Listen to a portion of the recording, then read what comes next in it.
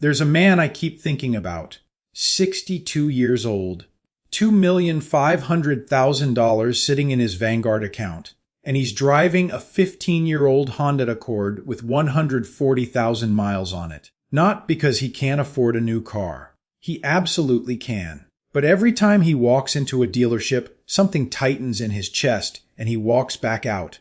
Last spring, his granddaughter turned 4. His daughter called. There was a birthday party 2 states away. He pulled up flights. Found a round trip for $300. Sat there for 20 minutes. Closed the tab. He told me he just wasn't sure it was the right time to spend. I've watched this pattern more times than I can count. And I've felt a version of it myself, staring at a retirement balance that should feel like freedom, and feeling something closer to a slow, quiet dread instead. That feeling has a name, and it's not irrationality. When you spend 30 years in accumulation mode, every raise, every bonus, every extra dollar pointing in one direction, your brain gets wired for defense. So the moment you cross $2 million, something strange happens. The math says you're in the top 5% of wealth in this country. The math says you have enough. But the emotional operating system hasn't been updated. You're still running the old software.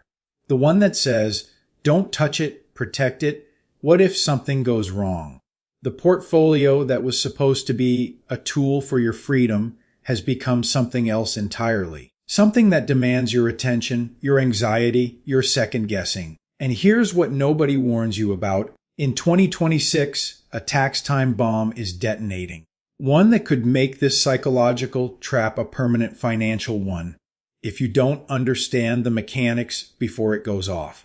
So, subscribe to this channel if you want to know how to actually keep what you built.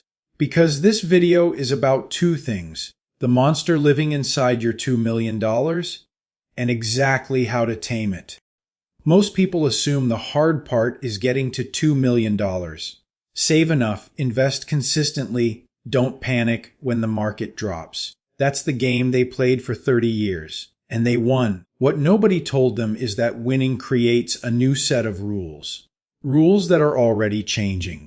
Here's what's happening at the end of 2025. The Tax Cuts and Jobs Act, the law that set your current tax brackets, expires on December 31st, 2025. Congress hasn't replaced it, which means starting January 1st, 2026, the tax brackets revert to their pre-2018 levels by default.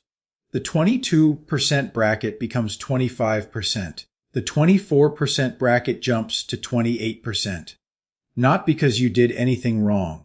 Not because your income changed. Just because a legislative clock ran out. For most people, that's annoying. For someone sitting on $2 million in a traditional IRA or 401k, it's a structural problem. Because that money was never really yours. Every dollar you deferred into a pre-tax account over the decades. Every dollar your employer matched. The IRS has a claim on it. Not a maybe, a certainty. The only open question is when you pay, and at what rate. And that's where required minimum distributions come in. Under the SEQ 2.0 Act, if you were born in 1951 or later, the government requires you to start withdrawing from your pre-tax accounts at age 73. No exceptions. You don't get to decide you don't need the money that year. You don't get to let it sit and keep compounding.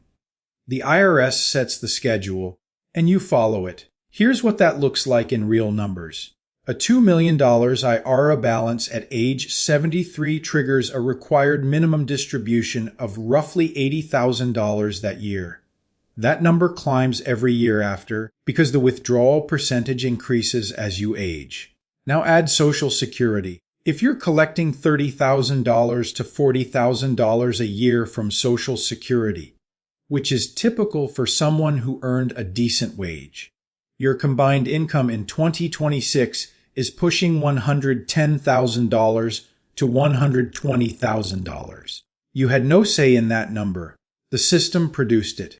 At 2026 tax rates, a significant portion of that income hits the 28% bracket. Income you cannot defer, cannot reroute, cannot avoid.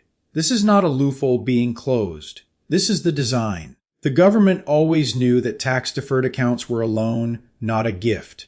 They let you hold the money for decades, watch it grow, and then they collect at whatever rate happens to be in effect when you're 73, 74, 75. You took the deferral in your 40s at 22%. You may be paying it back in your 70s at 28%. That's not a conspiracy. It's an incentive structure. And it works exactly as intended. Now, this is not your fault. The system was designed to reward the most disciplined savers, and then quietly claw back a larger share at the end. Most people who built $2 million did everything they were told to do. Max out the 401k, take the match, let it compound. Nobody handed them a full accounting of what the back end would look like. So if you're sitting with a large pre-tax balance and feeling vaguely uneasy about the next few years, that instinct is correct. The numbers are real. Now, 90% of financial content online will tell you the solution is the 3-bucket strategy. Keep cash for 2 years, bonds in the middle, equities for the long run. It sounds clean. It sounds safe. But there's a specific moment, one that almost nobody talks about, when that strategy can blow up in your face. And it usually happens at the worst possible time. Everyone who's done any retirement research has heard of the 3-bucket strategy. It's everywhere. And the core logic is sound. Bucket 1 is cash. 1 to 2 years of living expenses sitting in a high-yield savings account. Bucket 2 is bonds and stable assets. Your 3 to 10-year runway. Bucket 3 is equities, your long-term growth engine. The idea is that when the market drops, you live off Bucket 1 while Bucket 3 recovers. You never have to sell stocks at a loss. Clean, logical, and for most people, genuinely useful. But there's one scenario the YouTube tutorials leave out, and it's not a rare edge case. It's the scenario that's most likely to hit someone in their early 60s with a large IRA balance. The market drops 25%. It stays down for 18 months. Bucket 1 runs dry. Now you have a decision to make. You need to refill Bucket 1. And every option you have carries a cost. I've seen people freeze completely at this exact moment. Not because they're irrational, because the decision genuinely matters and the wrong move is expensive. If you sell equities from Bucket 3, you're locking in losses during a downturn. The exact thing the strategy was supposed to prevent. If you pull from bonds in Bucket 2, you may be selling at an unfavorable time depending on the rate environment. And if you draw down your traditional IRA to cover the gap, you're adding taxable income in a year when you may already be close to a bracket threshold. That last one is where IRMAA enters the picture. IRMAA stands for Income-Related Monthly Adjustment Amount. It's a Medicare surcharge, an additional premium layered on top of your standard Part B and Part D costs. That kicks in when your income crosses certain thresholds, and it doesn't phase in gradually. It jumps in cliffs. For 2026, the IRMAA thresholds are based on your 2024 modified adjusted gross income. The estimates put the starting cliff at roughly $106,000 for a single filer and around $212,000 for a married couple filing jointly. Cross that line by $1, just $1, and your Medicare premiums jump by hundreds of dollars per month. For a couple, that can mean $3,000 to $5,000 in additional annual costs every year. And here's the part that catches people off guard. IRMAA is calculated on a 2-year look-back, which means the withdrawal decision you make today shows up in your Medicare bill 2 years from now. You won't feel it immediately. You'll feel it later when you've already forgotten the specific transaction that triggered it.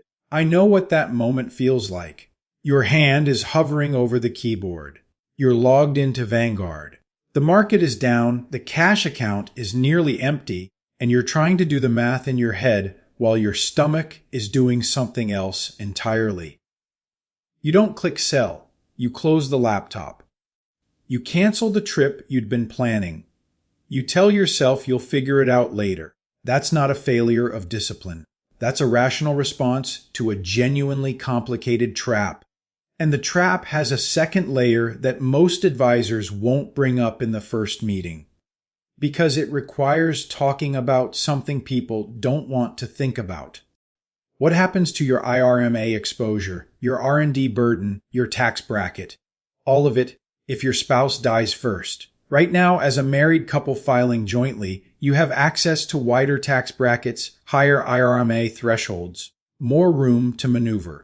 That protection exists because there are two of you. The moment one spouse passes, the surviving partner files as single. Every threshold gets cut roughly in half. But the R&D obligations on that $2 million IRA don't get cut in half. The account balance stays the same. The withdrawal requirements stay nearly the same. The income stays nearly the same. The tax bill does not stay the same. That's the widow tax. And it's not a hypothetical risk you can plan around later. It's a mathematical certainty for anyone who outlives their spouse with a large pre-tax balance. You thought you were safe because there were two of you sharing the load. The system doesn't see it that way. Let me walk you through what this actually looks like when it stops being a concept and becomes someone's life. A couple, married 35 years, combined Social Security of $52,000 a year, a $2,500,000 IRA they built together over 3 decades of 2 incomes, 2 sets of 401k contributions, and 1 shared spreadsheet they updated every January. Filing jointly, their taxable income is manageable. The MFJ brackets give them room. IRMAA thresholds are high enough that their RMDs don't push them over. They have a plan. The plan works. Then the wife dies. Not a hypothetical. This happens every day. The average age of widowhood for American women is 59. For men, it's not much later. One of you will almost certainly file alone before this is over. The surviving husband now files as single. His Social Security drops. He keeps the higher of the 2 benefits, loses the other. So his income from Social Security falls to roughly $30,000. But his RMD on that $2,500,000 account doesn't shrink with it. At age 75, he's still required to withdraw around $116,000 from the IRA combined income, roughly $146,000. As a married couple, $146,000 was comfortable. As a single filer in 2026, $146,000 lands him deep in the 28% bracket. His IRMA exposure, which was 0 before, now triggers a surcharge of over $4,000 a year in additional Medicare costs alone. The portfolio didn't shrink. The income didn't change that much. But the tax structure around him collapsed, and he had no warning and no time to prepare. I don't have a crystal ball on when any of this hits or who leaves first. That's not something anyone can know. What I do know is that the math doesn't wait. It doesn't soften the blow because the timing was bad or because you were grieving. It just runs. And this is where the difference between 2 paths becomes very concrete. The first path is what most people default to. Call it the fragility path.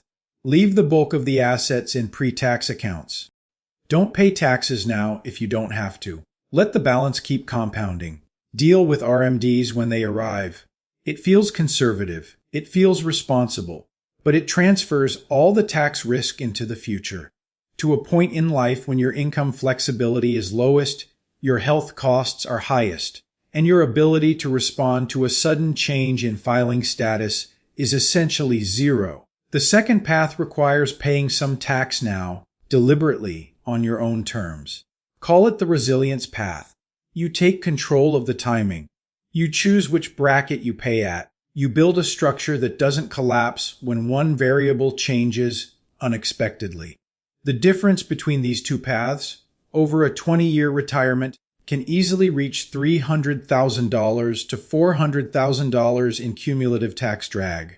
Not from bad investments, not from market crashes, just from the sequence of when taxes are paid and at what rate. That's the invisible cost of delay. It doesn't show up on your Vanguard dashboard. It compounds quietly in the background until one event makes it visible all at once. The The resilience path isn't about being aggressive or taking risks. It's about buying optionality, giving the person who survives enough flexibility to not get crushed by a system that was never designed with their grief in mind. Knowing this isn't meant to frighten you. It's meant to give you enough lead time to do something about it. Because there are exactly two moves that matter here, and both of them need to happen before the 2026 tax brackets lock in. Here's where most financial content stops being useful. They describe the problem well, then hand you a vague directive, talk to a financial advisor. That's not a plan. That's a deflection. So let me give you the actual mechanics. Two moves, both time sensitive, both available to you right now. Move 1, strategic Roth conversions before December 31st, 2025. The 22% and 24% tax brackets exist today. They will not exist in their current form after 2025. That window is closing, and it is not coming back unless Congress acts, which, as of now, they have not. A Roth conversion means you voluntarily pull money out of your traditional IRA, pay income tax on it this year at current rates, and move it into a Roth IRA. The converted money now grows tax-free. It is never subject to RMDs. It does not count toward your IRMAA calculation in retirement. And if your spouse dies first, it does not add to the surviving partner's taxable income. You're probably thinking, why would I voluntarily pay taxes now? Think of it this way. Every dollar sitting in your traditional IRA is taxed inventory that the government will eventually force you to sell at whatever price they set in the future. Right now, the price is 22% or 24%. After 2026, the same inventory costs 25% or 28%. You're not paying more taxes by converting. You're buying at wholesale before the price goes up. The question is not whether you'll pay tax on this money. You will. The only question is when and at what rate. Now, the conversion has to be sized carefully. You don't want to convert so much that you overshoot into a higher bracket or trigger IRMAA on your own. The target is to fill your current bracket to the ceiling, not cross it. For most couples in the 22% bracket, that means converting somewhere between $50,000 and $150,000 per year, depending on your other income sources. Run the numbers with your CPA before year end. This is not a general recommendation. It's a framework for the conversation you need to have. Move 2. Set up the bucket refill rule. This one is mechanical, and most people skip it because it sounds boring. It is boring. That's why it works. The failure mode of the 3-bucket strategy isn't the strategy itself. It's the moment of panic when bucket 1 runs dry and you have to make a high-stakes decision under pressure.